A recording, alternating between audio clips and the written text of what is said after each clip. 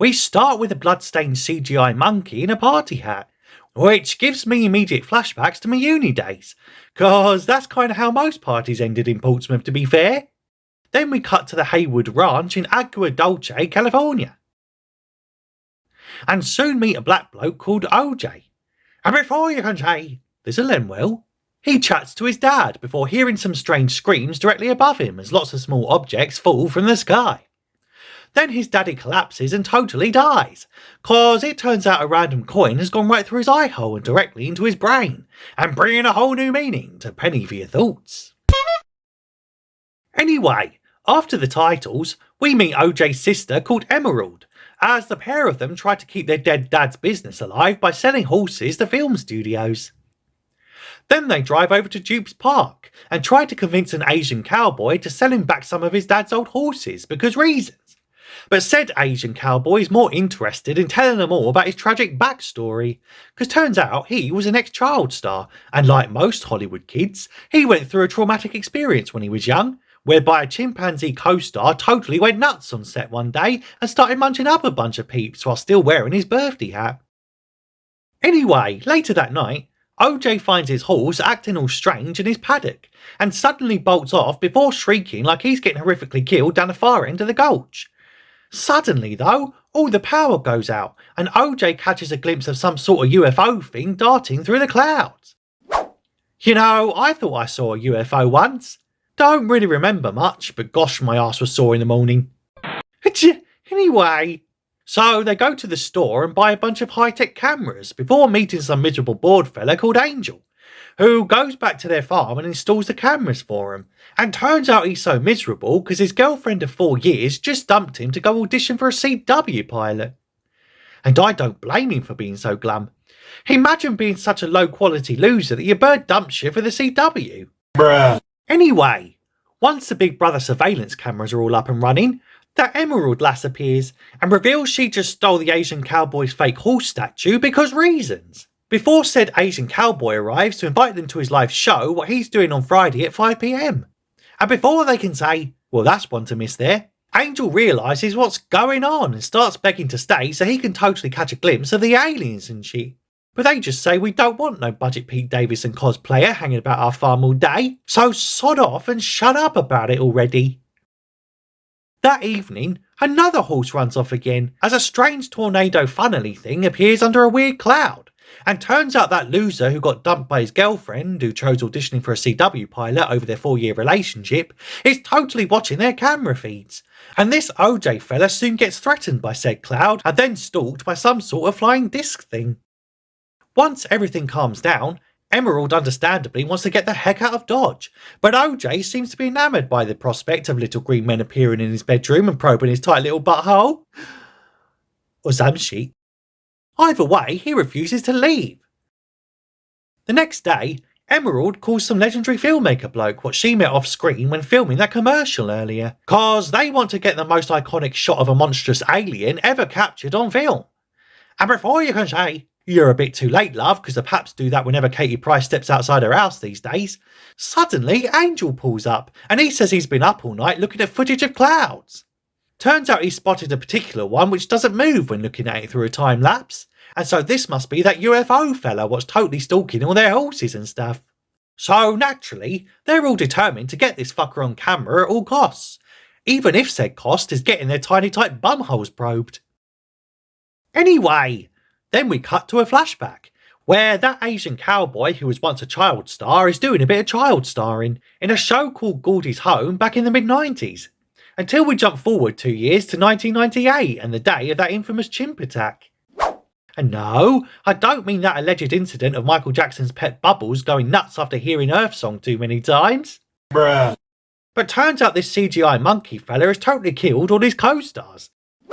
Well, maybe he was an activist type and found out they were getting a higher fee for the show and was totally enraged by the interspecies pay gap and shit. But the small Asian, who later grew up to be a bigger Asian and also a cowboy, has managed to hide under a table like a riot cack, and seems to think he's been able to tame a wild predator just by looking him in the eyes and giving him a fist bump. Meanwhile, back in the present, said Asian Cowboy starts his live performance, where he's apparently going to show the crowd how a giant UFO monster comes down from the sky every time he lets a horse out of the gates. Or some shit. Because as he of all people should know, commercialising natural predators and making them perform for your entertainment has never ever gone wrong before. But unfortunately, said UFO monster is super hungry today and don't want no stinking horse for his dinner, and so instead bolts out of the sky and sucks them all up into his hole before they all get swallowed alive.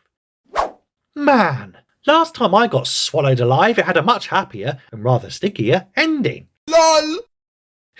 Anyway, OJ heads over to the Asian Cowboy's ranch but now finds it emptier than a Democrat shooting range, as the UFO fella tries to munch him up and all before he passes out in the stables. Now nighttime again, he races back to the house, whilst Angel and Emerald are getting terrorised by disembodied voices screaming overhead and also by rain. Turns out the UFO fella is directly over the house, and the screaming is of all of their mates and townfolk totally getting digested and shit. Then the thing seems to chunder worse than my mate Dave, who refuses to give up gluten products despite being diagnosed with celiac disease, and spews up lots of the scrap metal and crap it ingested when it scooped up the ranch, and then rudely starts pissing the blood of its victims all over their windows. A little later an OJ arrives, who also gets vomited on, and after things start to calm down he makes a run for it. But unfortunately, the unidentified flying nightmare beast totally appears above him, and it looks like it's curtains for the #1 moody protagonist who has literally never smiled once in this film. But luckily, he has a quick flashback to that time when he was shooting that commercial and the horse got spooked when they looked it in the eyes. So he then has an epiphany and realises that the UFO is in fact not a ship, but rather just another wild animal. And as long as you don't look it in the eyes, you'll be totally fine. Which incidentally is the exact same instructions you get backstage at the X Factor when meeting Simon Cowell. But anyway, they all escape to Angel's shitty apartment before they regroup outside a burger joint, and OJ reckons that they've totally got to feed it, because reasons. The next day, and that legendary filmmaker finally appears, complete with his old-timey wind-up camera to get around the UFO, rudely screwing with their electronics every time it appears. OJ reckons that this thing settled in the area because the Asian Cowboy was totally feeding it, and mistakenly trying to tame a wild predator like a riot wally.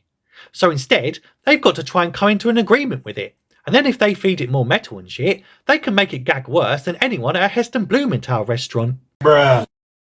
So their super cunning plan is to lure it out by ringing the dinner bell, and then make it suck up literal junk food like plastic flags and fake horse statues into its cake hole, where it'll hopefully choke to death, whilst the legendary filmmaker bloke gets the shot of a lifetime.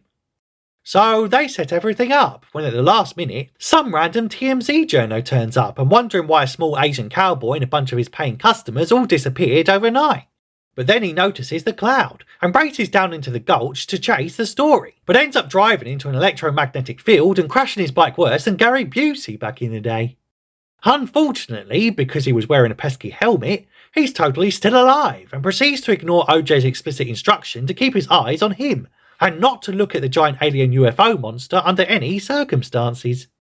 So naturally, the nameless faceless TMZ journo what hates gravity gets munched up good and proper, but the legendary filmmaker, who's a total industry legend, only manages to catch the edge of the thing before it disappeared back into the clouds. He then totally snaps at being made to look like a right numpty at his one freaking job, and sacrifices himself so he can finally get his legendary shot, despite his camera presumably being munched up with him so no fucker will ever see it. Also unfortunately, Angel accidentally looks the blasted thing in the eye after watching that legendary bloke get himself scoffed like a legendary Wally, but gets saved in the nick of time by a random sheet of tarp. And before you can say, holy Deus Ex Machina, Batman, he wraps it around his waist for when the hungry fucker comes back around for another bite. And it looks like it's curtains for the budget Pete Davidson wannabe, but said sheet of tarp totally saves his life, because that UFO monster don't like the tarpy taste, and it clearly tickles its gullet. So it soon spits him out like yesterday's turd. Now the giant alien entity is super pissed that it can't get a decent meal in California for love nor money, and so proceeds to assume its ultimate form, which turns out to be some sort of flying jellyfish thing, and it soon goes after OJ and his little sis. So said little sis hot tails it over to Dupes Park and releases a giant fuck off balloon man to distract the monster, and also puts some coins in the giant photograph machine to be ready for the ultimate shot. Naturally, the dopey alien jelly monster gobbles up that phony fakey balloon man, and then promptly explodes because reasons, just as Emerald indeed snaps the perfect shot. Ha! Take that, Mr. Legendary Filmmaker Boy, who just got showed up again by a rank amateur on her first try. And we end on brother and sister reuniting, and presumably about to become Oprah level rich now they have a story and shot of a lifetime to sell all around the world and shit. And that's it. That's the movie.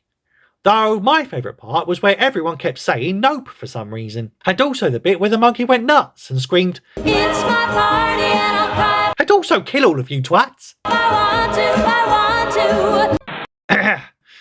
But anyway, that's the plot and that's your lot. Considering in that bell thing so you don't miss any future recaps. Tell me if you like this flick in the comments if you have time, and I'll be seeing you in the next one.